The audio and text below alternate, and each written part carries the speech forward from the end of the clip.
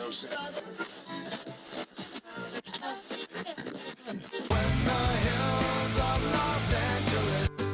Angeles, I'm and most Hollywood nights. She goes to California, oh, California. What you say about Los Angeles? LA got the people saying.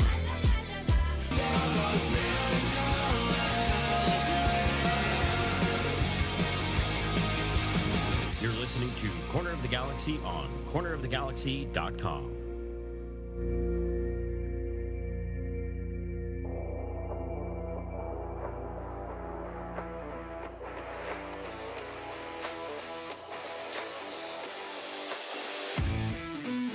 It's time for another episode of Corner of the Galaxy from the Box, the show that gets you behind the scenes of the LA Galaxy and into the minds of soccer reporters and MLS experts.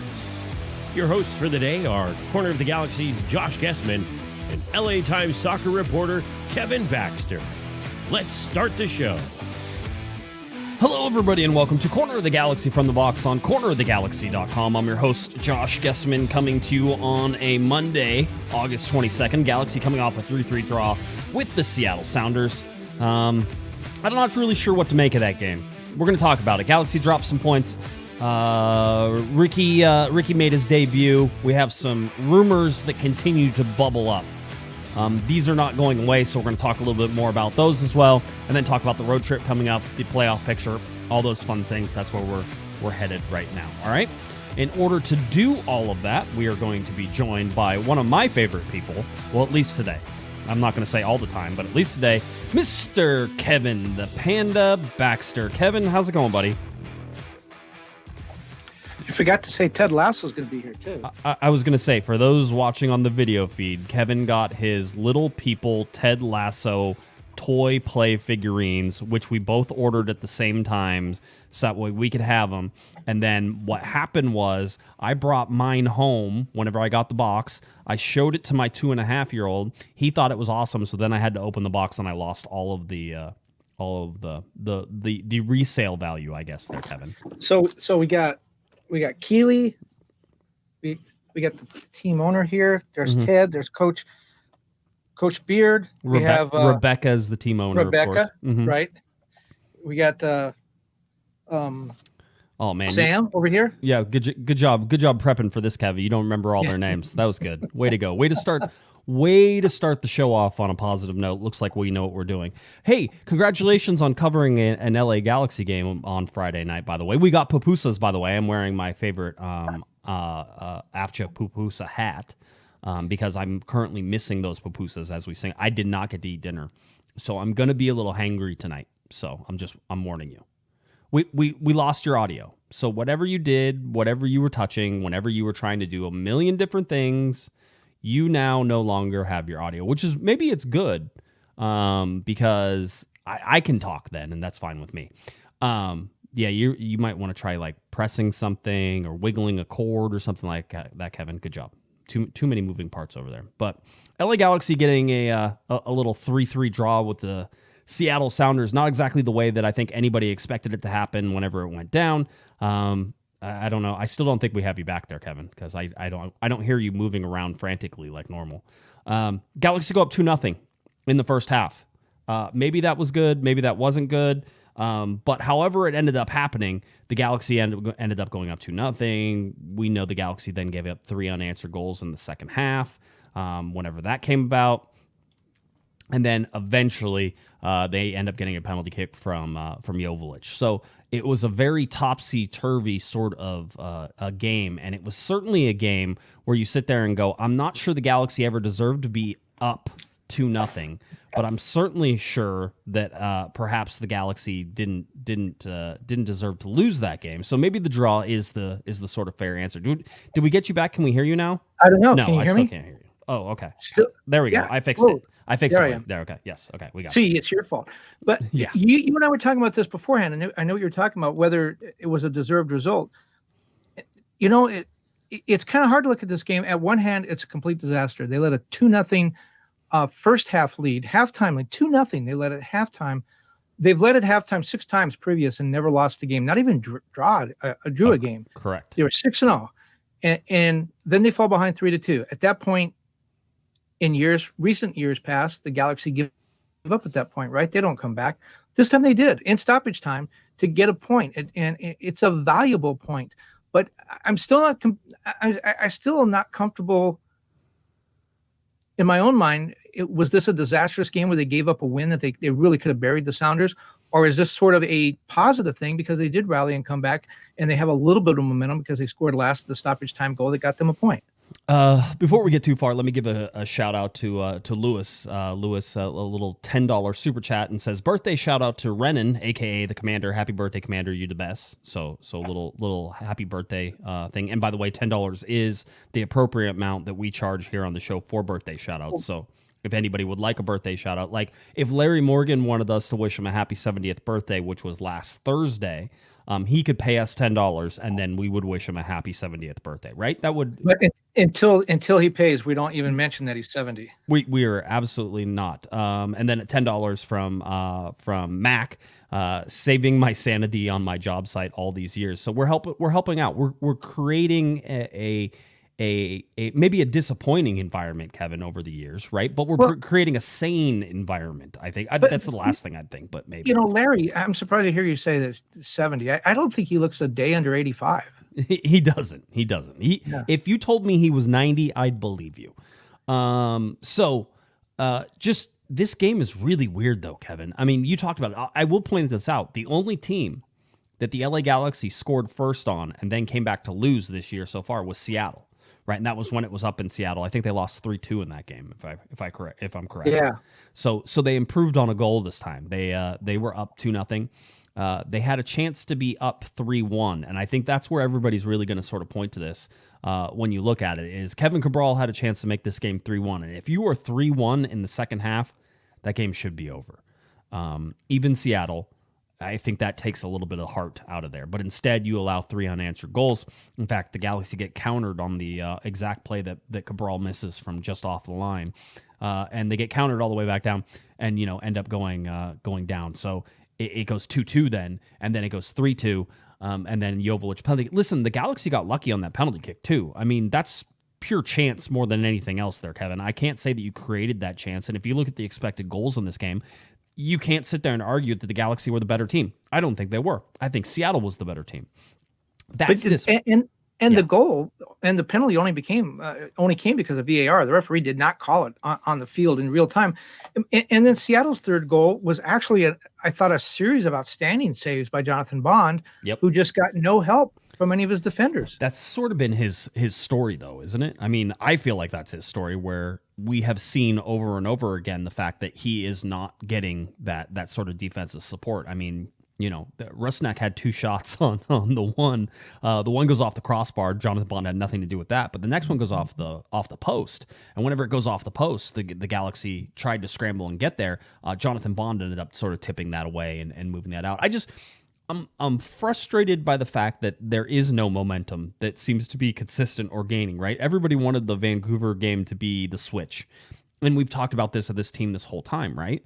By the way, Daniel gave us a $5 super chat, says, happy late birthday, Larry. So if somebody else also gave us $5, then we could wish Larry a happy birthday.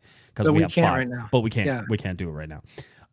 Well, they haven't won 2 in a row since April. Right. They haven't had a 2-game unbeaten streak, which they have now. This is their first one in 2 months. And they haven't won 2 games in a row. Victor Vasquez talked about that afterwards. He said, we're in here celebrating that we rallied and came back and got a point. And he said, that's not good enough. That's not good. There are times in the game that we relax and we let teams back in. That's not good enough. We need to string some wins together now. Vanny talked before the game about this begins their now 10-game stretch to the finish. Right. And Greg Vanny said, this is when the playoffs run begins. Yeah. And I asked him, why do you think it begins now? I mean, why not begin this in April? And his point was well taken, is that the teams that do well in the playoffs are the teams that heat up at the end of the season. A lot of times it's not the conference champion. It's a team 3rd, 4th, or 5th down that makes a run into the playoffs. And he said, this is kind of where you want to be. This is where you want to be starting your playoff drive. So you enter the playoffs hot. You don't want to be a team that, like New England last year, good all season, get to the playoffs, lay an egg. You want to be building momentum now. But if that's his strategy, if that's Greg Vanny's strategy, they need to start now. They can't wait until there are 3 or 4 games left. Yeah, They I mean won't that is the big deal. Let's look at the lineups here real quick, and then we'll talk about a little bit of the pregame as well. It was basically it was a repeat lineup, right? Outside of nothing, it was a repeat lineup, and that included Derek Williams not playing. Derek Williams out in this game, Kevin, for personal reasons. Now, we saw Derek as he walked out of the locker room, and he went by us. His girlfriend, his wife, and I'm not sure which it is. So his wag. Had another kid, so he has now two girls, and so that's why he wasn't playing. So that apparently just recently happened. So he was at the game, he was there, he could see everybody, but he had to rush home and sort of make sure that he was taking care of everything. So I imagine that he's back here for the road trip and everything else that goes along with it. Johnny Perez, by the way, went back on the injury list. He was playing. He came back in the Vancouver game and played, but he was battling through a knee injury. Apparently that flared up again, and so Johnny Perez on the injured list again. We'll see. He should be, and I would imagine he's available at some point during this road trip as the Galaxy get ready to take on New England and then take on Toronto. So we have to watch that as well. And so it's just... You see the repeat lineup. The only thing we thought maybe Riqui Puig would possibly start, he didn't. He came in the second half. That's fine. I saw some really boneheaded reviews of Ricky's time on the field with the LA Galaxy. He looked like he could play. That's all you need to take away from his little bit of time that he got in the second half, in the position that he was at, was Seattle clogging the middle, basically ensuring the LA Galaxy had to go around him. If they make that sub a little bit earlier, he probably has more time to operate in there. He's a guy who will find some spots and will find some things, but everything that we showed everything that he showed on this game for me, Kevin, was like, okay, he can play. Okay, that's fine. Like, I'll let him. He had one shot. He had a shot on. It wasn't a shot on goal, but he had a shot. Yeah, it was a shot. Listen, it wasn't going to go in, but that's fine. Let him adjust and get into this. So I think you're going to see him on this road trip on turf. Listen, he played on turf all the time. So as soon as somebody says that, oh well, I don't know if Ricky will be used to the turf in New England, go watch some of his highlights, and like half the highlights are from Barcelona B games where they were playing on turf. So not an issue. Don't even start with the complaining on that part. Everyone got spoiled by Zlatan's debut. They expect a new player from Europe to go out and score 2 goals in 20 minutes. And we only remember Zlatan because it hasn't happened with anybody else. Yeah. I mean, the really cool thing, though, is that despite his size, and everybody in the chat room's like, he's so tiny. Despite his size, he has the pace of play to be able to play. He has the acceleration to be able to play. His passes are so much crisper than a lot of guys who are playing out there for the Galaxy. I was enthusiastic about it. I think, like I said, one of the talking heads wrote an article and said that that Riqui Puig was basically just running around in circles out there. And yes, that is true. But also there were like 6 Seattle midfielders in front of him to make sure that he couldn't do anything, because at that point they were protecting a lead in that. So they bunkered in. So it's a little bit different. Give him some chance to adjust. We'll see how he plays, because I eventually expect him to be able to break down lines and find places in those positions. And that's one of the reasons Greg Vandy got him. But I think on this road trip, you're going to start to see him come alive. He's young. He's got young legs. He's ready to go. He was in preseason. The guy is going to be whipped up pretty quickly, I think, whenever we find it here, Kevin, that towards the end of this, after this Toronto game, you're going to find that he's going to be settled into sort of the amount of minutes that I think Greg Vandy is comfortable with him playing. That's what a couple of good things. He is sort of new to the team, and he's going on this road trip. They will stay on the East Coast, by the way. There's only 3 days between games, so they will go to New England, stay there. They'll be gone about 5 or 6 days, which means Ricky's around his teammates and nobody else. There's no wives, there's no girlfriends, there's no kids. Ricky and his teammates. That's really important. Yeah. Players talk about that a lot, about when that happens in preseason, how the players get a chance to bond because there's no distractions. So the road trip is actually coming at a good point, or a good time for him. It was interesting when he was subbed in. Who did he come in with? Douglas Costa. That was very interesting. I think our thinking had always been that he replaces Douglas Costa in some ways, and to see them both come on the field at the same time was kind of interesting. Well, it certainly made Douglas Costa a wider player, right? And sort of in that vein. By the way, $5 super chat from Raphael says, "Happy birthday to Larry. We miss Larry. We miss the notebook entries. Yes, we do. We miss a lot of things on the website. Happy birthday, Larry. We can finally do it. There you go. Happy birthday, Larry. So we had that. But this is the other thing. eSuper said it. But he's so tiny. What happens whenever the big defenders, what happens? You saw it. Albert Rusnak was taking little shots at him as soon as he got the ball. He was nipping at his heels. He was doing things. He said, so what happens whenever the more physical defenders in Major League Soccer come around? Because I'm sure they didn't have those in La Liga, right? Not in Spain, one of the top leagues in all of the world. And if you watched any of his highlights, you would see that they put big physical guys on Riqui and just tried to hack him. I mean, that's what they did. So he's used to it. He'll be fine. You heard of that Messi guy since he left Argentina and went to Spain? I mean, Riqui towers over him, and he had an okay career at Barcelona. I like his low center of gravity. I like the way that he plays. Again, just seeing him in a short spurt there, not exactly in the best sort of case. We'll see where it goes and how that sort of plays out. One of the things, though, that we did see, Kevin, before the game even kicked off was an interesting one. It was something that we had been waiting for, I think, for a couple games. It finally showed up on a Friday night at Dignity Health Sports Park, but there was an airplane. It was circling around and around the stadium, and Kevin and I, after a while, finally figured out where it was and went and chased it down. It kept getting from our seats, because we're so high up in the stadium, you couldn't see it from underneath the overhang, right? And so we're like, it should be right there. And I was tracking it even on an app. I'll show you a picture of it. But there was a banner tow, Cessna 152, at about 1,200 feet with a hashtag Klein out, hashtag Jovan out.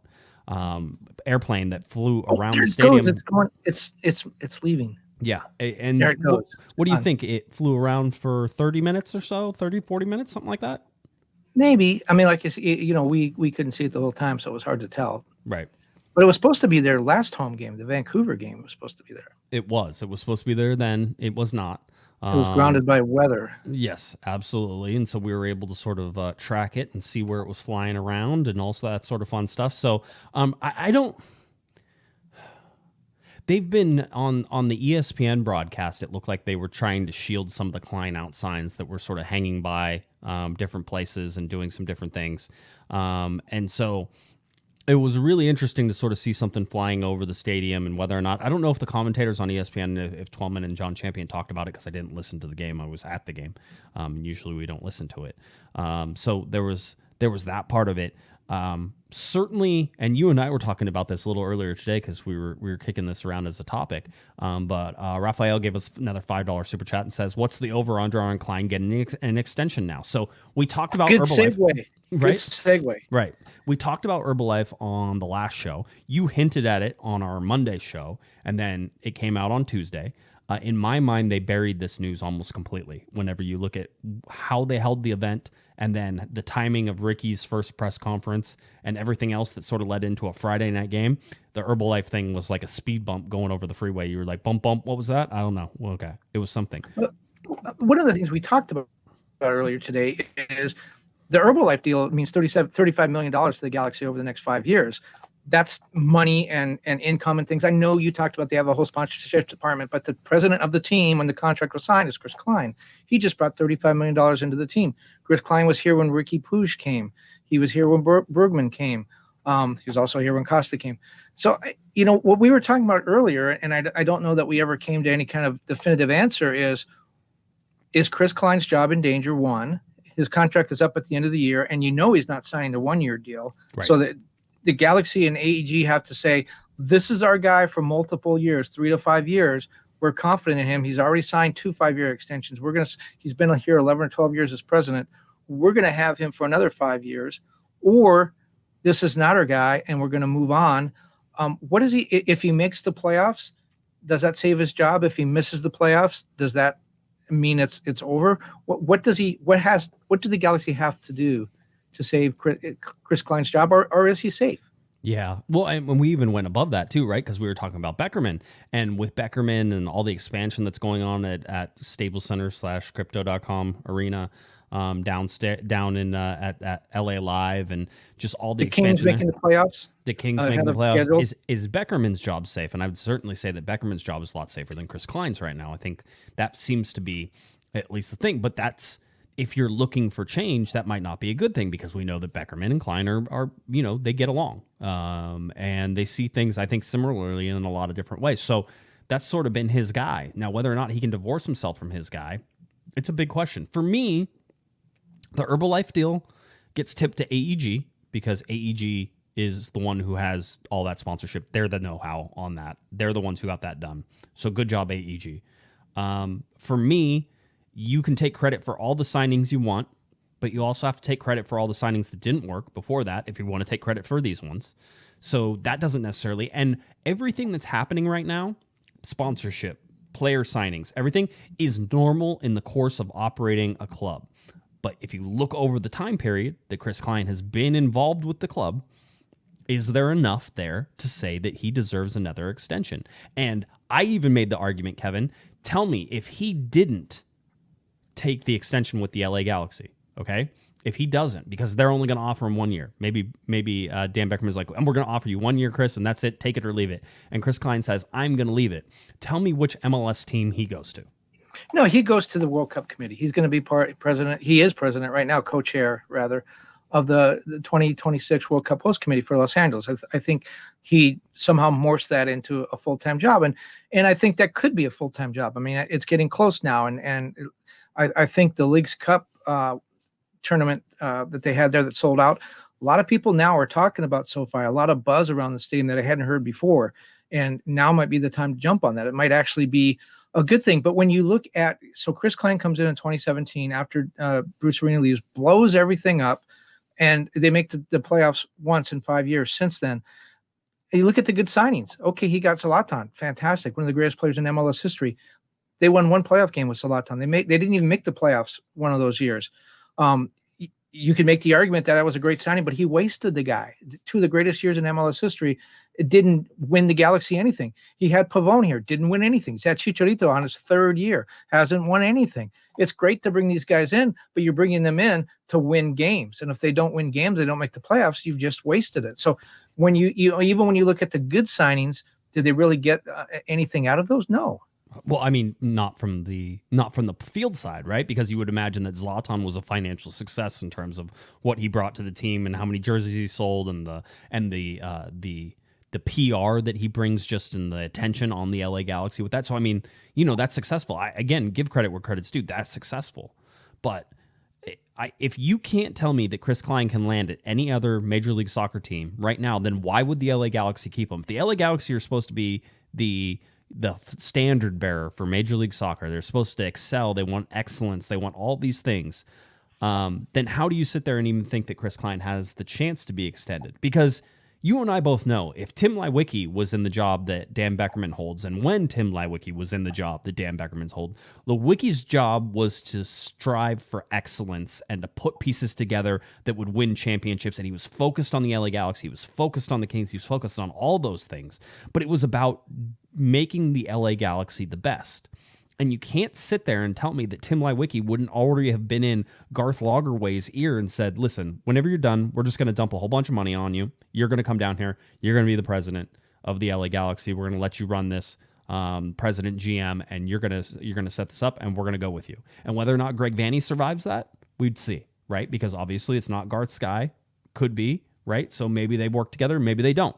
That type of thing. But that's the decision that needs to be made. You can't sit there, and I don't think there's any defense right now from AEG that says we're striving for excellence whenever they're trying to keep people in positions that they wouldn't have a job on any other team. And that goes for players as well, right? Like in a lot of ways, you can sit there and say there's some players, somebody like Kevin Cabral, would he play on any other MLS team right now?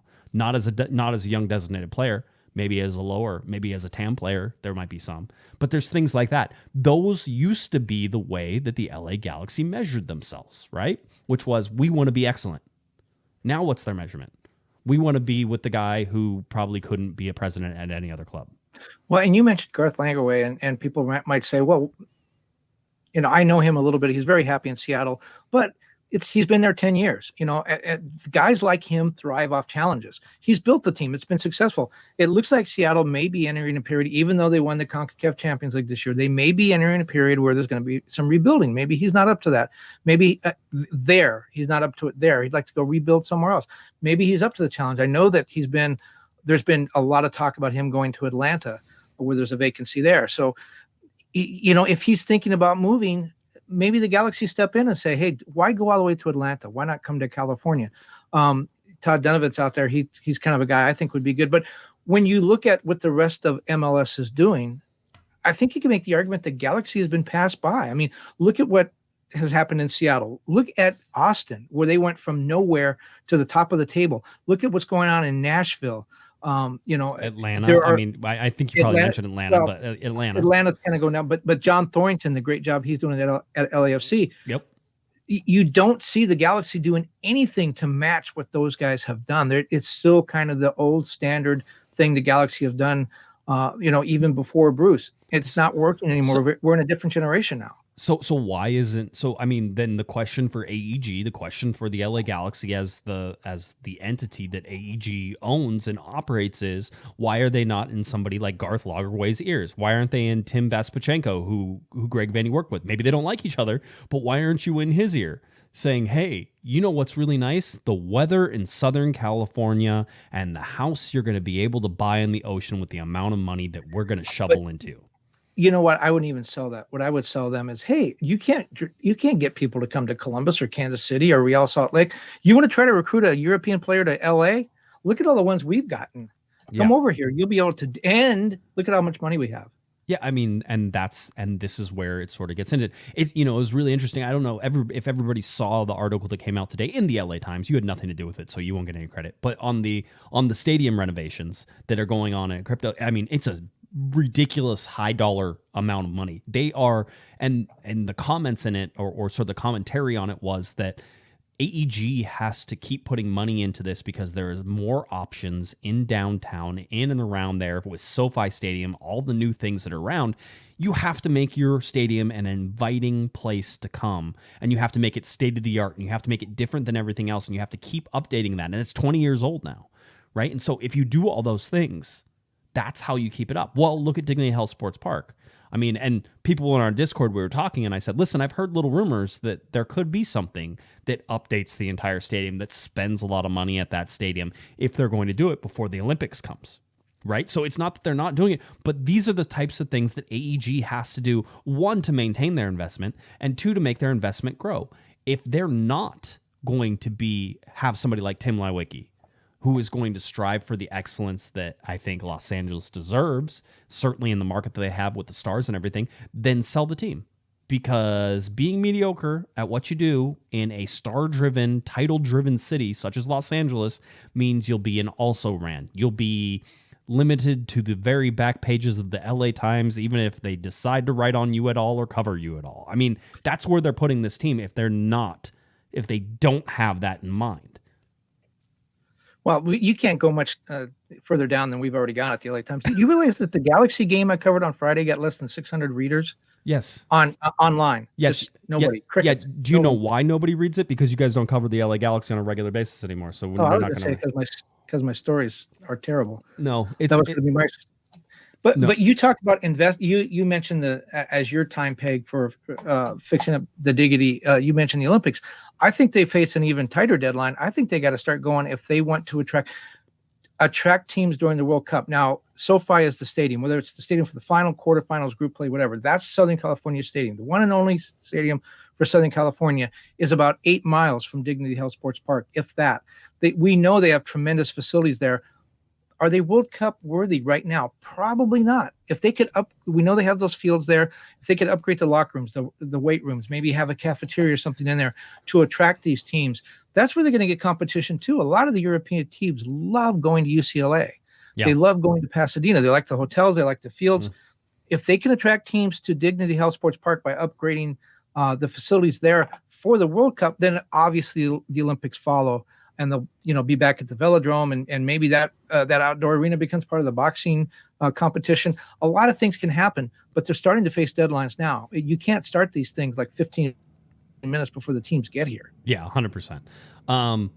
It's an interesting little segue in terms of how it goes and how it comes back. But and we didn't settle anything. No, I don't think you can. I mean, okay, can you settle? I mean, what? Here's the big deal: is that. What do we feel now? We've been around this organization. We've been around AEG. You've talked to Dan Beckerman much more than I've talked to Dan. He once bought me some water at Crypto.com Arena. If you ever And get then Brendan Hannon tried to stab me. that was not. It was a butter knife. Relax. That was not true. He didn't try to I stab look you. like butter. Look at me. He didn't try to stab you, but yeah, I mean, it wasn't a pleasant conversation that you had. I thought about it. It was also pretty interesting that occurs on in a season where the LA Galaxy have their worst season in their history. But hey, whatever. No, just really interesting stuff. Is like, by the way, if you ever catch Kevin off to the side, ask him about that. He'll tell you all about it. But what you yeah. just said, though, I don't want to let that go. It's so interesting. I've been doing this job for a long time, for too long. You know, teams and presidents like Chris Klein and Ned Colletti, general manager of the Dodgers, anybody, you'd be surprised how much they love my coverage when they're winning. And then when they're losing, they hate my coverage. And the only thing that's changed, not me, not my opinion of the team, not the way I write, the only thing that's changed is the results. Yeah. And they love it when I'm covering them when they're winning, and they hate me when I'm covering them when they're losing. It's not my fault. Win the games and you'll like me again. Yeah, I was gonna say. I'm trying to think. I'm trying to think of overall. Here's if we sort of look back at the game, and I want to just touch on the game again, just a little bit more, just because I don't think we've sort of talked it to death or anything else. Is that I don't know that you could sit there and say, oh, this person absolutely had a great game, but I'm starting to see some signs of real life with the LA Galaxy's offense, and we can pretend that it's not. But the stats are trying to show right now, if they keep scoring on the pace that they're scoring, they're actually going to score more goals than they scored last year. And at one point, Kevin, we know that this Galaxy team was way, way down in terms of goals scoring and everything else. And so things are starting to heat up a little bit. Chicharito has 11 goals and 1 assist. He has 4 goals and 1 assist in the last 3 games, right? Joveljic has 1 goal and 1 assist in the last 2 games. He has 10 goals, 3 assists in the MLS regular season right now. So you're getting the goal scoring. Victor Vasquez has 2 goals in 2 games, and he's not allowed to let his son leave ever again because Leo was apparently his good luck charm. He was cracking up. So there was the thing. Having said all of that, try to find me somebody who had a really good game. Try to find me somebody, Kevin, who thought that the LA Galaxy deserved to be up 2-0 at halftime. I didn't think that was the case. Well, they've scored 10 goals in the last 3 games, and I wonder if you credit Brugman with this because he's been the difference. And I don't mean to make that a negative comment about Raveloson, who left when just after Bergman came in, but that's the only. I mean, you certainly can't say Riqui Puig changed things because he hasn't been here for those 3 games. He played 26 minutes or whatever, but Bergman seems to be the one guy. Vasquez hasn't been on the field 90 minutes a game. Sasha Kljestan, you can't really. I think Cabral's gotten a little bit better. He's had a couple of assists, but and Grant Sear had a good game against Vancouver.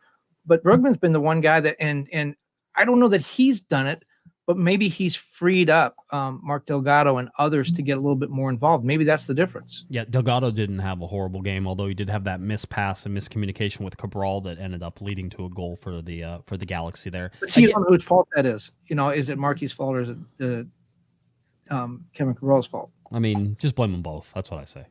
There's no point in trying to figure this out. I thought the most interesting thing, and I pointed this out to you, the most interesting thing for me was how Greg Vanney attacked that in that first half, which was wingers all the way out to the side. So Grandsir and Cabral all the way out, their toes touching the white line. And with Araujo and Edwards, instead of overlapping on the outside, which is usually how they overlap, they were all overlapping to the inside. So it was almost like they were trying to pull Seattle's back line apart and then try to get a midfielder to sort of pull out of position as Araujo came in, or have a defender pull out of position when Araujo came in, or whenever Edwards came in, and those types of things. I actually thought it was really successful at some points there in the first half. I thought the Galaxy played a pretty good first half. But that 20 minutes after the first half with Seattle sort of adjusting. And by the way, Jordan Morris looked like he was going to run over Nick DePuy for like 90 minutes. And then all of a sudden that got shut down real quick. I don't know whether or not they moved Morris to a different position, because Morris scored in the 15th minute. And if it wasn't for an eagle-eyed AR and a correctly called offside, Jordan Morris would have had a tying goal in the 15th minute when Galaxy went up in the 10th minute, would do a Chicharito's goal, and then it would have been Jordan Morris with the equalizer there, except that they actually got the call right, which is always nice. So for me, I don't know. But you can't tell me that Galaxy team, and listen, People will say duh right away, but Seattle and Vancouver are different teams, Kevin, right? The space that was available for Vancouver was not available against Seattle. Vanny called them a mature team. I think Victor Vasquez sort of hinted at the same. They're smart. They know how to play. They may not be playing great, and they gave up 3 goals. LA Galaxy scored 3 goals on them. The Galaxy gave up 3 goals as well. You do those things, you understand why they happen, right? But that was not a cohesive game. The Galaxy looked disconnected through most of that, and they need to fix that because in Vancouver it was open, it was free-flowing, but it was not just that Vancouver gave them the space, it's that they knew how to exploit that space. They knew where the other guys were going to be. It looked very easy for the Galaxy. This game was an absolute grind from the very beginning. Nothing looked like it was on time. Everything looked rushed. It was not. It was a bad performance. And if the LA Galaxy can get a point out of bad performances, Kevin, I think they make the playoffs. Because it's interesting you talk about, when Bruce was here, the Galaxy played wide as well. You always had guys with their back heels on the end on the touchline. That was sort of a staple of Bruce Arena at home, and the Galaxy were unbeatable. At Dignity Health Sports Park, whatever it's called back then, StubHub and Home Depot and everything, on that field, which hasn't changed names. It's one of the widest fields in the league, and Bruce Arena used that to his advantage, and I don't think anybody else really has since then. Maybe this is a shot that Greg Vanny is starting to realize that, look, if we win a home field advantage, we have to play to the advantage of the field when we're at home, which is it's a very wide field, spread it out. I'm kind of glad to see them taking advantage of that because I think that is a very good option when you're playing on a field that wide. You see New York City, they're so good at home because they play it. It's the narrowest field in the world probably. Postage stamp, yes. Yeah, they play very well. They bunch things together. They play well on a narrow field because they're forced to. I think the Galaxy have a wide field, and they have speedy guys, speedy wingers. They should use that to their advantage. Yeah, I mean, I don't know. I looked at the Galaxy shape, and you can't tell me that if you look at the Galaxy shape that you sit there and think, oh yeah, that makes a lot of sense.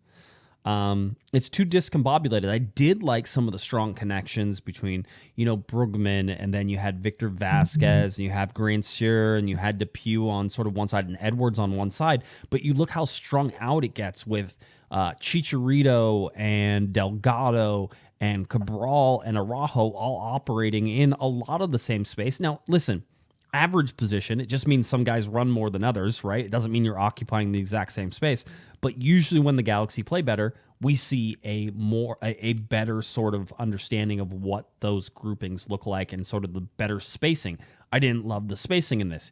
Look at Seattle's spacing. But go back to the Galaxy for a minute, because it's clear from that diagram, from your geometry problem there, that they saw something on Seattle's right side that they wanted to attack. Yes and no. I mean, again, so these are all the things that could mean where you see guys in the same spot, is that one guy stands there the whole game and he doesn't move. That's an average position, right? There's also another one, which is like Araujo. Araujo runs all the way forward and runs all the way back, and so his average position is usually right about the center of the field. Now, the Galaxy had more possession than Seattle did, and usually that means that Araujo's positioning is going to be slightly over the midline, right? So they're not in the same space. It's just that that's where they were running.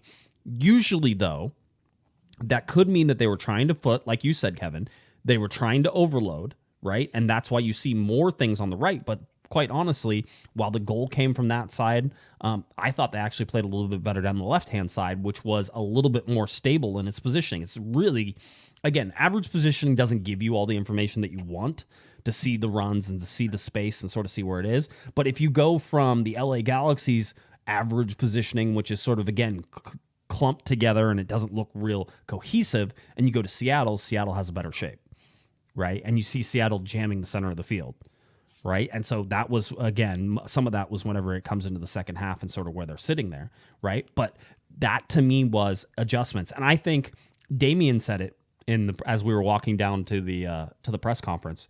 Damian Calhoun from the LA Daily News said to me, he goes, man, that was a chess game when you watched how many little adjustments they were making on both sides. And I think Vanny was making adjustments. I think Schmetzer was making adjustments. And they both got in there. And in the end, it ended up all square 3-3.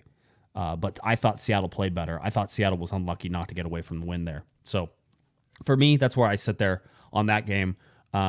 Greg Vanny said we lost 2 points, but we gained a point. I think that's a pretty accurate description of exactly what happens. You lost 2 points. You realize you lost 2 points, but to fight back and come back and get that point, as you said earlier, Kevin, was an important one. Sort of. 1 point was the difference in them not making the playoffs last year. So we'll see how important this 1 point is. Well, so Greg said, hey, he talked about the RSL game last year where they gave up the late goal, right, and it cost them points. And he said, those could have been, he goes, that 1 point, that draw that we could have gotten, instead we lost, would have gotten us into the playoffs, the whole deal. Well, if I want to play the Greg Vanny counter game to that, is the 2 points they lost against Seattle from being up 2-0 could be the 2 points that keep them out of the playoffs, right? And so it's very easy to sort of say, oh, that 1 point might be the point that gets them into the playoffs. I can play the other side of that as well, which is those 2 points may keep you out of the playoffs. So. See, but Greg and I, we're optimistic guys, and so we're thinking it's good, and then you just like the glass is half empty again. Yeah, that's usually what I'm known for on here. That's exactly how it goes. Points to the playoffs. If you're trying to get the LA Galaxy to 48 points, which again we think might be a little high for the 7th position, but we're going to keep it there where it's at. The LA Galaxy now sit at 34 points. That means that the minimum points they need to get to 48 is 14 points. The games remaining are 9 games, and that's a total of 27 available points. So, Kevin, the LA Galaxy... They have to get more than half. They have to get more than half. Do you want me to tell you something? Are you ready? Since we started tracking this, and we've sort of been saying the Galaxy have to get about half points, the Galaxy have been getting half points. Right? So if we go through and we say there's 1, 2, 3, 4, 5, there was 15 points available, and so far the LA Galaxy have gotten 7 points. They're basically right on that half. Right? So 15 points available, the Galaxy have gotten 7 out of the 15 they've played so far. So they're right at half points. So if they continue on this pace, you would expect them to get at 48.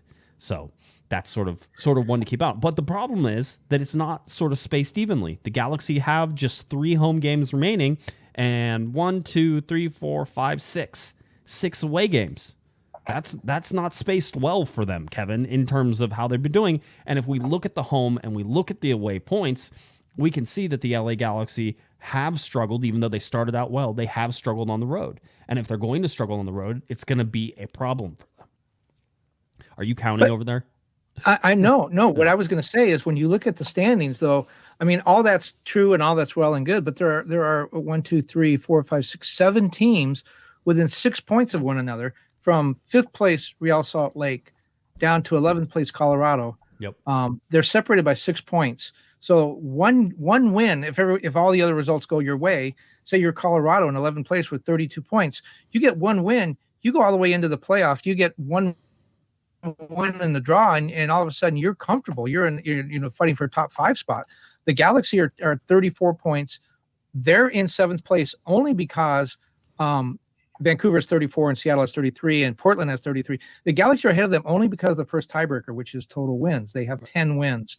That tiebreaker thing is really helping the Galaxy out, because you have teams like Nashville. Nashville's 9-9-9. I mean, they're the epitome of a mediocre team. 9 wins, 9 losses, 9 draws. The Galaxy have only had 4 ties. So the fact that they have 1 win over the rest of the teams they're competing with, it could really be the determining factor. But the other thing you and I were talking about, you mentioned the road trip or playing on the road. They go to New England, they go to Toronto. Last East Coast swing, last East Coast Eastern Division teams they're going to see. The Galaxy are 4-1-1 against the Eastern Conference. They beat the defending champions New York City in the first game of the season. They played really well against the Eastern Conference. I think the only team they lost to was Orlando City. So this is a chance for them to pick up some points. You had talked earlier where you think maybe 0 or 1 point is a realistic in total for them to get in these 2 games. When you look at the number of games the Galaxy have played, they have 2 games in hand over Nashville, over Vancouver, over Portland. The Galaxy have only played 25. Those teams have played 27. The Galaxy have 1 game in hand against the other teams they're competing with. Real Salt Lake and Seattle has 26. Colorado has 26. So the Galaxy have 2 games in hand. I know that the real game in hand is the San Jose game, which was moved from early in the season to the end of this month. But when you look at it in just pure game terms, they have 2 games to play that the other teams don't have to play. To me, the 2 games is this road trip, because they're not playing conference teams. If they go out and they don't get points, as you're predicting, I think they waste their 2-game advantage. Now, you're right. Its schedule is set up. It's not really the games they have in hand. But my point is they have 2 extra games to play. they play 2 games on this road trip. If they don't get any points, then they've given up that 2-game advantage. I think they need to get at least a point. I mean, I think 4 points would be good if they could come home with a win and a draw. That might be a little ambitious, but if they don't get anything, they've just wasted their advantage. Yeah, I will say this, that you could pick any 2 points and say that those are the 2 games that they make up. You're just picking these 2, right? Just because it's easy for you to make a point. That's not necessarily what is actually happening. Again, the only game they have in hand is the San Jose game right now. That's it. I know they have 2 games up, but they're going to play a midweek game, and then they're going to play a weekend game, then they're going to play a midweek game. Right? That's going to be 2 games. It's just 2 games in the schedule, but that will adjust them basically to having the 1 game in hand on the San Jose game. It's the only one that got moved. They are going to be behind by 1 game whenever they head in to play that San Jose game. That is going to be the one that adjusts them to everybody else. So that's the only game that matters. Here's the deal. We talked about it before this game. We said, Victor Vasquez was really talking about it, which was they had a chance to separate themselves from Seattle. Right, you could have knocked Seattle down. You could have knocked Seattle and put them in an even greater hurt in the playoffs. And that's the team that's dangerous right now. Right. That's the team the Galaxy need to fear, I think. And instead, you let them back into the game, right? You let them back in. You let them have hope, right? These were 2 play. Seattle needed the win more than the LA Galaxy did. Seattle needed the point more than the LA Galaxy did, technically speaking. But the more damage was done to the LA Galaxy by not getting 3 points at home than Seattle if Seattle would have lost that game, right? So it was Seattle who was probably the more desperate of it. Now it flips. And we said before, if you can beat Seattle, you take some pressure off of this road trip because this is a tough road trip. You're going to New England. You're going across your 3 time zones. You're going to Toronto. You're staying out on the road. You're not coming back for that. All of these are difficult things. And we know that New England is playing better. And we know that Toronto is playing better. So these are the things that you worry about whenever you go into these types of situations. You have to get points now. Now, if the Galaxy gets 0 points out of the next 2 games, does that mean their playoff hopes are done? Absolutely not, right? And so that's sort of the things, because these aren't the most winnable games for them on this schedule as this schedule comes through for me, at least for me, right? So I'm looking at New England and Toronto and saying, okay, those are difficult games. I'm looking at SKC at home. That's a game the Galaxy should win. Now, they got blown out by SKC last time they played them, but I'm still going to stick by that's a game the Galaxy should win. So, I can sit there and say that basically, if I balance this schedule out and look at it, let's say the Galaxy have to win all 3 of their remaining home games. Sporting Kansas City, Colorado, RSL, that's 9 points, right? So the Galaxy need to have 5 more points out of that. If you can steal some points, a point against New England, a point against Toronto, that's huge asks for the LA Galaxy. And let's also be realistic, because I always get messages where, look how far it's stalled. Look how far it's fallen, man. The LA Galaxy need to get wins on the road, and Josh is saying, just take a point. Just take a point. I've always said that. I said that in 2012. I said that in 2014. Rarely do even those teams in the LA Galaxy teams go out and say they're absolutely going to win a game against good teams. And I think New England is good. I think Toronto is good right now in their form. Rarely did the LA Galaxy go out and say, oh, we were absolutely going to win those games. That didn't happen. Now, what did happen is the LA Galaxy would go out against bad teams on the road and beat them, right? But that's not the case. These are better teams. They're starting to find their form. So, and Toronto is way down on the Eastern Conference. Don't. If you've been watching them play, they've been playing just fine. All right, that's the Italian mafia up there now with Bob Bradley in charge. So they have some serious grit on them. If the Galaxy can survive this and get either 1 or 2 points, I think it's a successful road trip. So just because they signed Italian players, they have to be mafiosos? Wow. Yeah. Wow. You weren't there. But, here's another thing with the schedule. Greg calls these East Coast games bonus games. And the reason he says that is he said you're not playing a conference opponent. You really don't impact the conference standings one way or the other. You can't knock somebody down because you're not competing against a conference team. So these are kind of bonus points. I don't know if I necessarily agree with that. But what I do agree with is once that's done, you mentioned the schedule. The Galaxy only play 2 teams, Nashville on the road and Real Salt Lake at home, that are ahead of them. That means they can only climb the standings against those 2 teams. Everybody else is behind them. San Jose, they're out of it. It doesn't matter what the Galaxy does against San Jose in terms of San Jose catching them. We also mentioned Kansas City. They're out of it. They can't catch them. Nashville is a big game. At Nashville, the Galaxy are a couple points behind them. Vancouver, just a point behind the Galaxy, are actually tied with them now. That's going to be a big game. That is in Vancouver. And Colorado, they're probably in points they're close, but realistically they have a lot of ground to make up. So the schedule doesn't give the Galaxy. Not only are most of these games, the two big games are on the road, Nashville and Vancouver, but the Galaxy really don't. They're not playing the teams ahead of them. They're not playing the teams that they need to try to catch. They are playing teams that they want to keep behind them, but that might not be enough. So the schedule at this point, not only just a home road split, but who they play, really working against the Galaxy, I think. I don't know. I mean, technically speaking, they have a soft schedule to close it out. I mean, outside of Nashville, you're right. Sporting Kansas City is a bad team. Vancouver is a bad team. Colorado's not a good team right now. San Jose is a bad team. Tell me how that. Would you rather be playing LAFC in Austin and Dallas for those games? No, you wouldn't. Although sometimes you would if you're the Galaxy because you actually played those teams well outside of Dallas. That's the whole problem here is that this Galaxy team, if this was any other team that has shown any sort of consistency, you could look at that and say, there's points enough there. I just mentioned four teams that are bad teams this year, and the Galaxy are not as bad as them, but there's zero confidence in me. Like, if you're, they're like, would you bet your house on any of these? No. How could you? You could never bet on the LA Galaxy this year.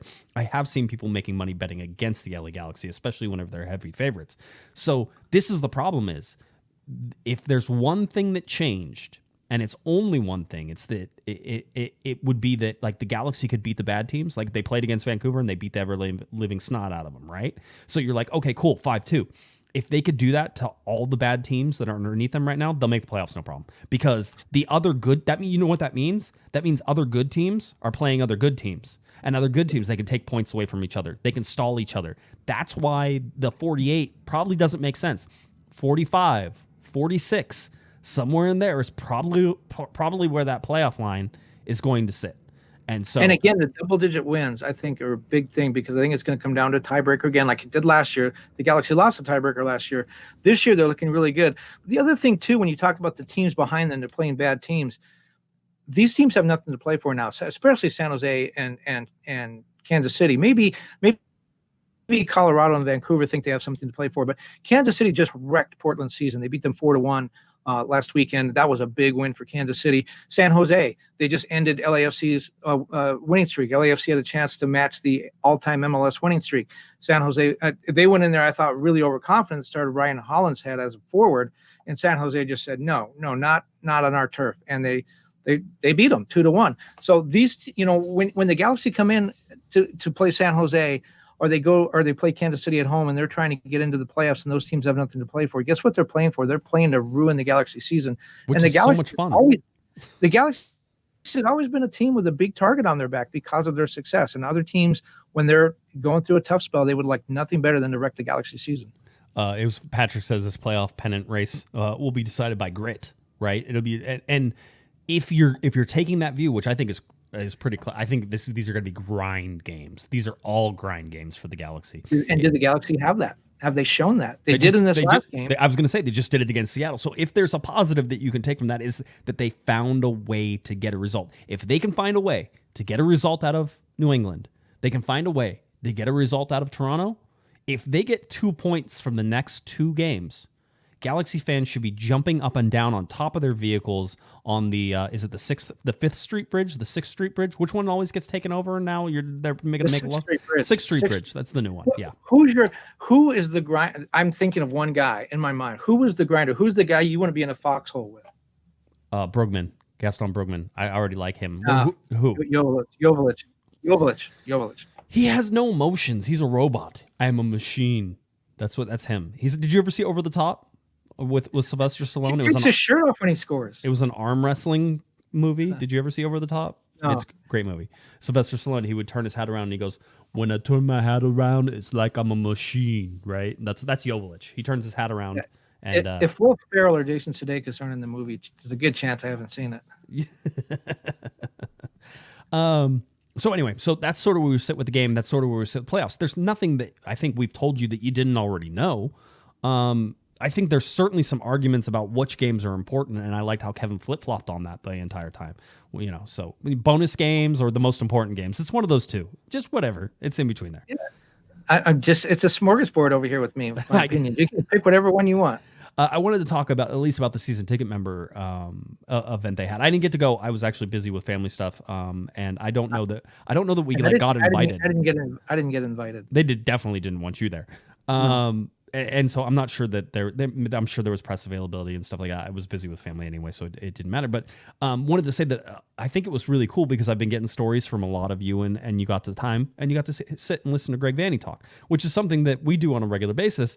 And I think that whenever you sit and listen to him talk, that there is something in that you should be sitting there and saying, this guy knows what he's talking about. He knows about the tactics. He knows the ways things are going, and he sees the problems that you see. This is the stuff that I'm always like, guys, he sees it. Right? I asked him about Kevin Cabral after the game. I said, Kevin Cabral had a chance to give you guys the 3-1 lead. That would have basically ended the game. That should have. He missed. Are you still getting what you want out of Kevin Cabral and Sam Grandsir? Right? Sam but particularly Kevin. And Greg said, we've had this conversation multiple times. This is what I get out of Kevin. And it's something I don't get out of anybody else. Right? And so that was Greg Vanney talking and doing all that stuff. But you got to see it, and you got to hear him talking to Joe, and I heard it was a really good conversation. The event looked gorgeous. For the most part, I saw some complaints, not a lot, but it seemed it was like a little fishy. It was a little fishy. That's what you heard. Can't take you anywhere. Anyway, so I think everybody had a good time, and I'm glad that people had a good time because you deserve and enjoy that, and hopefully got to interact with players, and I saw a lot of video from it and fun things, so hopefully that was cool. It's a really cool venue. I really like the Aquarium of the Pacific in Long Beach. It's not always the easiest to get to. It's not always the easiest to find parking to, but it's not hard to get to either, and so that's really fun. And if my son stays up late enough one of these times, because he basically goes to bed at 7, we could do some of that stuff. But that wasn't going to happen. So it looked like everybody had a good time though. And so I think that's fun. And I heard about the talks and Greg Vanney saying that he's looking at defense. He's looking at another center back, that he thinks he doesn't have the vocal leadership that he wants on the back line. That he still thinks that he's probably a little thin, I think, in central defensive midfield. I think he would like another CDM outside of Bergman to sort of sit there. I also think that center back is probably going to be one of his focuses. And you can see that. I think he rates Koulibaly over Williams right now, and people just fell off their chair whenever I said that. I think that's what he thinks. I think that the Galaxy aren't settled as defense as they showed at the beginning of the year. I think if they went back and played it a little more simple, that they would be a better defensive team. But I think that you got to go to, an event that looked really, really nice, that was a benefit to you as season ticket members, and something you haven't been able to do with the pandemic, and you got to go see that. So I hope everybody enjoyed their time, had fun, and I think that for the most part, the Galaxy probably get a pretty good passing grade on having that season ticket member event. And speaking of defenders, guess who scored a goal this weekend? Defenders and Dave Romney. Dave Romney did, friend of the pod. Mm-hmm. Dan Saris scored the week before, I believe. So wow, it's just raining goals. It's raining goals for all those. So Alex, by the way, in our chat room said far more confidence after hearing him speak. It does matter. I know everybody thinks I'm crazy, and I'm like, it does matter. Go talk to people. Go talk to these guys. I know you don't always get the chance, and I'm very lucky that I get to.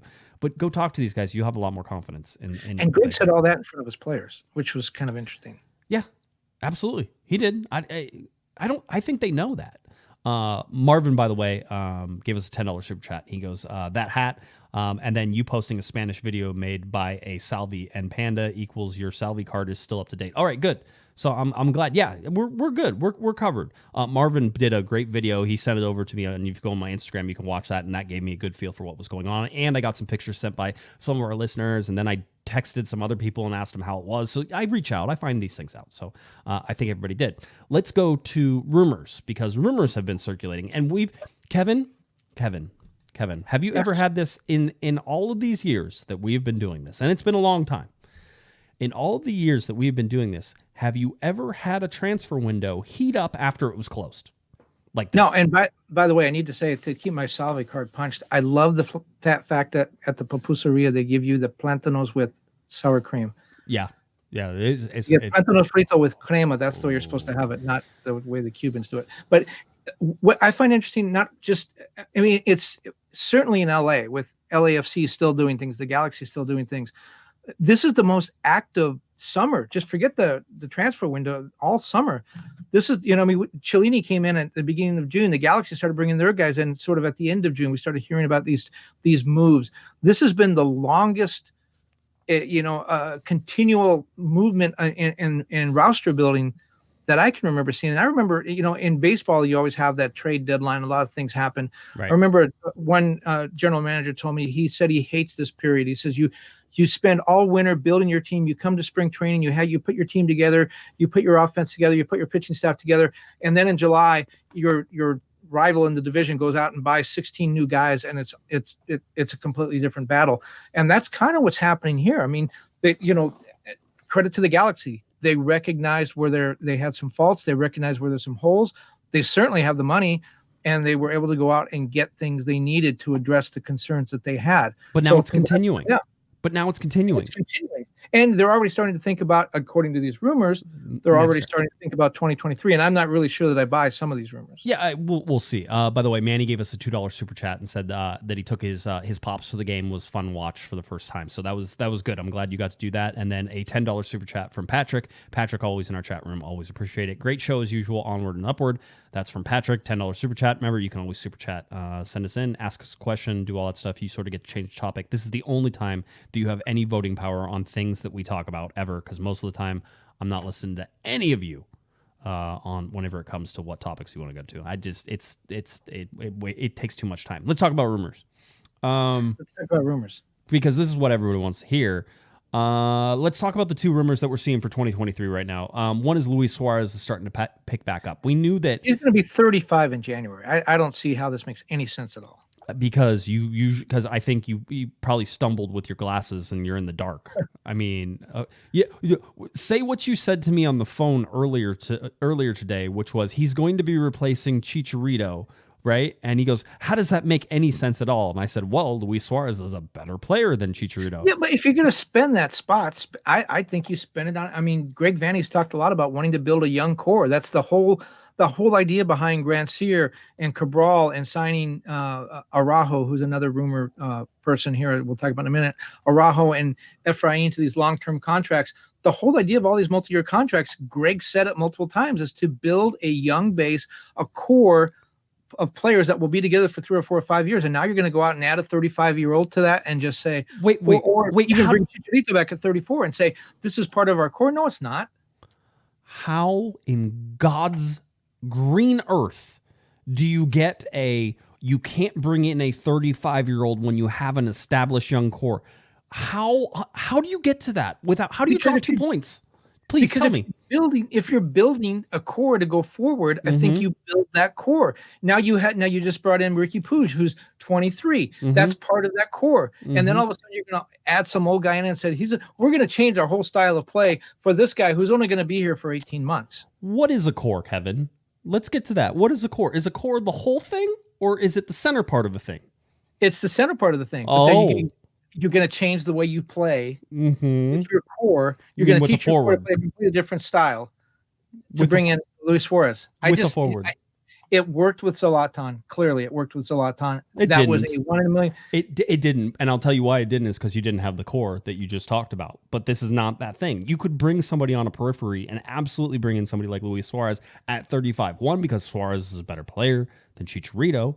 He is a bigger name than Chicharito. But you just said he's going to be a designated player. You want a designated player on your periphery? I didn't say he was a periphery. No. You just said bringing a guy in the periphery. No, don't stop. All right, you're talking about a core. Read it back to us. You're talking about a young core. The Galaxy have a young core. All right, I don't expect that you're going to see players like Bergman go anywhere. I don't think you're going to see players like Delgado go anywhere. I don't think you're going to see players like Riqui Puig go anywhere. I think that you have We're all going to go somewhere. I would hope so. But if not, you can still bring in some other guys. You have Araujo. Now I think Araujo is going to go, but you can still move around that and you can do that. A core is a group of players you can build concepts around. The LA Galaxy could certainly put a forward like Luis Suarez into any almost situation they have. And Greg Vanny talked about it to us and apparently at the season ticket members way as well, was that Chicharito and Joveljic are the same player, so it's difficult to play them together. So if you wanted to play Joveljic with somebody, you get somebody who is a different type of forward, somebody like Luis Suarez, who maybe plays a little bit more out wide, likes to come in, not as a winger, but as a forward, right? He's a different look than what Joveljic is. So you absolutely could bring in somebody like again, we talk about core, Joveljic, core. right? And then you could bring in Suarez as well. Now, does that mean that somebody who's on the outside of your core doesn't start every single game? No, of course not, because it's about creating the whole part. It's about creating the whole part. But there's a center part that stays the same from year to year to year, a lot like what Bruce Arena did. There's a center part that stays the same, and you rotate players in and out. Go back to Bruce Arena's days where he would rotate players out and in every single season, and we'd always be like, Bruce is trying to win now. It's like, no, Bruce is doing exactly what he does. He has the core set of guys who know how he plays, who know how he wants to go, and now he's going to add those pieces in that complement that. I'm not saying that Luis Suarez is the right move here. All right, I'm not saying that at all, but you can't sit there and say just because there's a 35-year-old really good DP that you could go out there and get, it doesn't fit, because everybody has to fit in this box that you have decided. And Suarez has a history with Cellini, right? Yes, yeah, I heard he likes the way he tastes. Yeah, and so here's where I'll buy the Suarez thing. Bring him in. Let's have Cellini and Suarez play in El Tráfico at Bank of California. We'll have a midday game. We'll call it Brunch at the Bank. Cellini and Suarez invite you to brunch at the bank. That would be marketing gold. I think we should get all over that. That's what I was saying. Anyway, the Luis Suarez rumor is out there. All right, so understand that that's something. 2023. He's not coming till next year. Right, because he's with Nacional right now, and that was where he wanted to go before the World Cup, and then the World Cup's going to be over, and then there's going to be movement. The other one is this Carlos Arangues. And I'm sure I'm saying the last name wrong, and probably the first name wrong. But he's currently playing with Bayern Leverkusen. He is a known commodity. He is not overly old. He's 33. He's 33, right? This is a guy who plays in central midfield, and you could sit there and say, well, why would the LA Galaxy need another central midfielder? Certainly a question. Where's Riqui going to play? Where do they have all this stuff? So this is another one that is sort of out there. Again, a 2023 signing, not necessarily a 2022 signing. So that's one that's out there. Again, for any of the ones I'd say right now, Kevin, that are trying to project out to 2023, I think you should have a healthy amount of skepticism in there, right, in terms of where it goes. But I will say this, and we know this to be the case. We know that these deals don't happen in days most of the time, right, Kevin? These take weeks or months to sort of put together some of the bigger deals and to find out who's available and how it's going to go. And I also think that the whole reason we're having this extended transfer window and now looking at free agents, and the free agent, of course, that everybody's talking about is Martin Caceres. And Caceres seems like he is coming, and I will say that I even had a source today tell me that Caceres is a done deal, that he'll be coming into the LA Galaxy. Again, I mean, for as far as Kevin's concerned, he's not allowed to play though, because he's 35 years old, right? More of a center back guy that's probably going to play with Araujo for a little bit, and then we're expecting that Araujo departs in the wintertime. I think that they may even get to announcing both of those deals here soonish. You mean the Araujo deal? The Araujo deal and the Caceres deal. I think those are happening. It's interesting that Greg mentioned at the aquarium the idea that he wanted another center back, and then this Caceres thing starts to heat up. It's kind of like Greg's giving us a hint. But the talk about the other players coming in, the big name players from the Bundesliga, and then Suarez coming over. That to me, as these conversations continue to swirl, and let's not focus so much on which player, just the type of player, right. A big name, expensive player, that tells me that Chicharito's not coming back. His contract expires this year. He has a club option. He's the designated player. They're not going to get rid of. They're not going to get rid of Granciera in time, or rather, Cabral. He's one designated player, and they're not going to be able to get rid of Costa unless they sell him or somehow. I think they can get rid of two other designated players. I think they could do it easily. I think you could loan Cabral out somewhere, and I think that you could buy out Costa. I think they're going to buy out Costa. That's my feeling right now, because there's nothing in it. The only thing that for the first time since Douglas Costa came to the LA Galaxy, he was in the right place at the right time, and it was that free kick that he almost put in at the end to make it 4-3, right? It just probably missed by maybe 8 or 10 inches to the inside of the post. But there is nobody else in the LA Galaxy, Kevin, that you would want in that position. But that's the one time that he was in the right place at the right time where you wanted him. Okay, well, let's say, does Puig then, has he opened up things for Costa? Is he going to make Costa a better player? Might you want to take a couple of games, look at that, and see if those two can coexist together? No, you're done with Costa. You've moved on. Yeah, I'm not. I've already moved on. I'm getting done with Cabral, and I really am sort of like I root for that kid just because I see where he puts himself in good positions. I see where all those things, the finishing stuff. I don't think it's confidence. Everybody can say, oh, he just needs more confidence. That's what people say when guys don't. I don't think that's it. At this point, it's skill level. That's what it is. It's skill level because he's been put himself into positions where reactionary things should take over for him. Things happen too quickly it's weird. He's the fastest guy on the team, but things happen too fast for him. It blows my mind. I even tweeted whenever he missed the one that was just off the line from about 6 inches. I said, well, if it was anybody else, you'd be shocked. But because it was Kevin Cabral, it's pretty much standard practice at this point, right? Like you expect him to miss those. And maybe I can even, I'll go back on what I said. Maybe he's expecting that he's going to miss those now because he just doesn't see it. But to me, like that's just a reactionary thing. You're in the right place. You're at the right time. The ball is coming. You don't really have to do much. You just have to be there to sort of be like, oops, I ran into it. Kevin, that's a goal you could have scored. You would have never been in that position because you would have died of a heart attack trying to make that run. But if you had arrived at that spot and been on side whenever it happened, you could have scored from there because you just stick your big toe out and it goes in.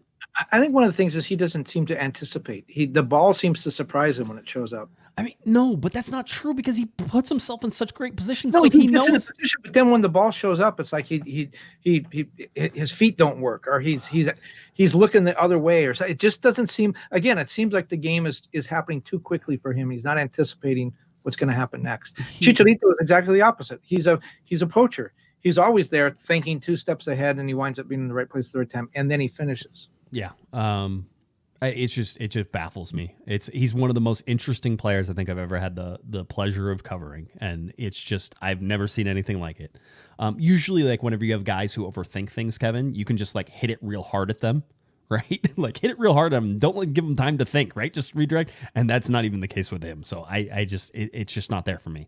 And so I think that experiment is starting to wrap up. For me, this is it. This is the stretch. This is when you needed him to be good. Was he good against Seattle? He was. He had an assist. He did have a really nice pass on the Chicharito goal. He almost put it behind Chicharito. Chicharito dragged that from behind himself and made that. I actually thought Chicha hit it with his hand whenever it happened, but it didn't. I've watched the replays. I don't think it did. So it was really great. Left foot, left knee, and then right foot. And then he did a great job. So for me that was fine. That was more Chicha than anything else. You needed Grandsir and Cabral to have another breakout game. I get it. They're not Vancouver and Seattle. I get those things. But anyway, that's the thing. So those are the rumors that we know of right now. I'll close out the rumors and sort of say that that's where we're sitting with the LA Galaxy. And sort of, I think we move on from there. I don't know what comes up or what happens here, Kevin, from here on out. The roster has to be set by September 5th. Second.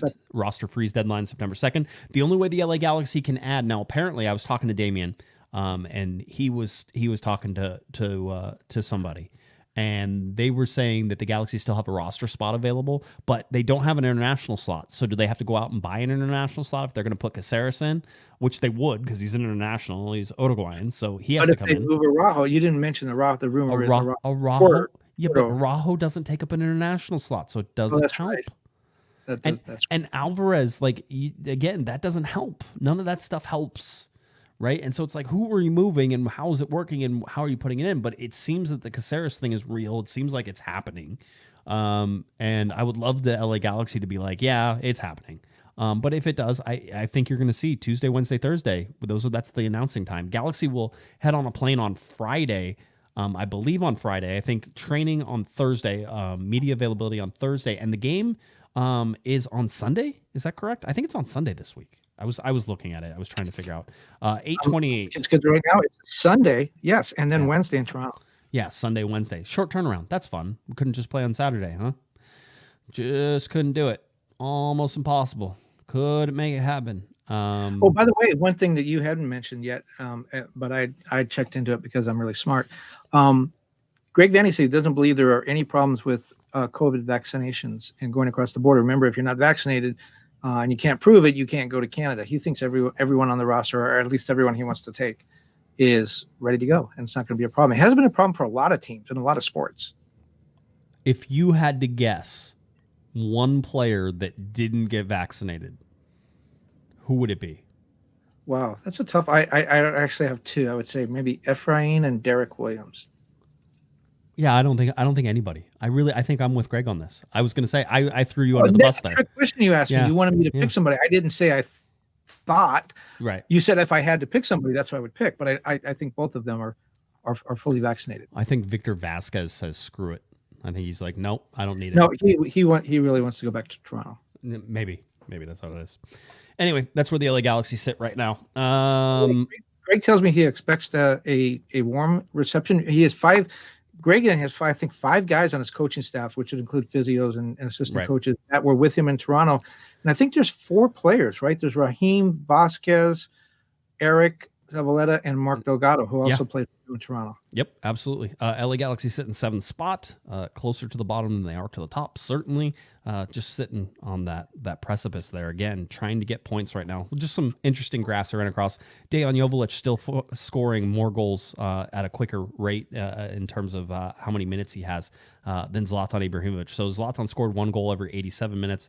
Dejan Joveljic scores 1 goal every 79 minutes right now. So that is still happening. By the way, I think you're getting everything you can out of Joveljic. I think they've settled it in, and I know people want to see him on the field more. The whole deal. I think that he may be, again, I would start him sometimes because I think that you could have Chicha coming off the bench. But Chicha, as much as everybody was worried and concerned about injuries, Kevin, before this, has been available through most of this season. And that is designated player minutes for a while. Yeah, I mean, there was worried about minutes. Remember, he was absent. Did he play in 17 games or 20 games or 23 games? I think he had 17 goals in 23 games, and he's matched that. So I mean, if he goes down now, of course, then everybody can blame me. But that's sort of where he was sitting before, and so you're sort of like, this is good. Chicha heating up at the right time. I think Joveljic finding his rhythm in the spots that he expects to play with Greg. I think that's really good. I think Bergman is going to be a fantastic signing. I really, really like him in that position. Where are we with that Joveljic record? It's a goal or assist in 9 consecutive home games? Yes, I think so. Was it 9 or was it 7? No, it's definitely more than, it's either 9 or 10. Okay. Home games, not home and road. But either a goal or assist. It's on the score sheet, 9 consecutive home games, which I think ties or breaks the Galaxy record. Either one of us have an idea what we're talking about right now. Yeah, I know. I'm looking through Yeah, I have the notes right here. Joveljic 7 goals scored as a substitute, leads all. Blah blah blah. It doesn't have it. I thought for sure Kevin would put it in there. Dejan Joveljic has tallied at least 1 goal or 1 assist in 8 consecutive matches played at home. 9 goals, 3 assists dating back to May 29th. During that stretch, Joveljic has tallied 6 goals and 3 assists as a substitute. There you go. That's the one. Of course, Kevin Acevedo from the LA Galaxy. That's one of his favorite stats. That's why I figured that we would be finding that. All the time. Yep, so that's where it is. LA Galaxy playing against New England and Bruce Arena coming up on Sunday. We're going to have a Thursday show to get you ready for that, so we have that coming up. Other than that, I think we're good. I think we covered everything. Leggett, no Josie Altidore. No reason to watch. No, just a better New England team since they left. Yeah, that type of thing. There were some really weird scores again in the Western Conference. Sporting Kansas City lit up Portland by like a bazillion to 1. 4-1, I think it was. Yeah, it was. I don't. And then DC United, boy, Wayne Rooney has those guys turned around, huh? 7-0. Yeah, 6-0, 7-0. That was that. And then Nashville ran rampant over. Was it Dallas? Did they play? Well, it was the Dave Romney goal that put him over the top. Yeah, the 4th goal of the 4. It was like 4-0. Yeah. So anyway, some weird little things going on there. All right. I think we're good. I think that's where we sit. So again, Galaxy coming up. We'll play the New England Revolution, Bruce Arena's former team, 5 p.m. on Sunday, August 28th. That game can be found on Spectrum Sportsnet and LAGalaxy.com. So local coverage, and then they'll quickly turn around for a Wednesday game, August 31st, last day of the month, where they'll go to Toronto and Greg Vanney's former Toronto and all sorts of fun stuff there. So it's going to be an interesting. And then Bob Bradley and Greg Vanney facing off again. It's got a bunch of fun storylines for it. So rapid fire for this next week, but it starts on Sunday. So we got a little lead up, a little build up as we get ready for it. All right, Kevin, anything else you want to talk about, or are we good? That's it. Okay. We're good. If you're looking for Mr. Kevin Baxter on Twitter, it's at KBaxter11, and head on over to LATimes.com, where you can find all of Kevin's wonderful stuff that he does for that. Covers soccer, covers the LA Galaxy, covers all the teams, U.S. men's national team, LATimes.com. Head on over there. All right, if you're looking for me on Twitter, it's at Guesman, JGUESMAN, and of course at Galaxy Podcast. head on over to cornerofthegalaxy.com. You can find all of our stuff there. I will post the post game. I meant to do it today, got busy, so I'll post that whenever I get a chance. So you can check that out as well. All right. LA Galaxy, New England Revolution start the 2-game East Coast swing coming up on Sunday. We'll be back on Thursday night. For Mr. Kevin, the Panda Baxter, I'm Josh, Patrick Guesman. You've been listening. You've been watching to our little Corner of the Galaxy on cornerofthegalaxy.com. Have a great one, everybody. You've been listening to the Corner of the Galaxy podcast on cornerofthegalaxy.com. You can follow the show on Twitter and Instagram at Galaxy Podcast. And be sure to check out and subscribe to iTunes, Stitcher, and Facebook by searching for Corner of the Galaxy. Fans, we thank you for listening, and we ask that you be kind and courteous to your neighbors as you leave the podcast. We thank you for joining us and look forward to seeing you again. Until then, I'm Michael Araujo, and on behalf of the entire Corner of the Galaxy crew, goodbye, everybody.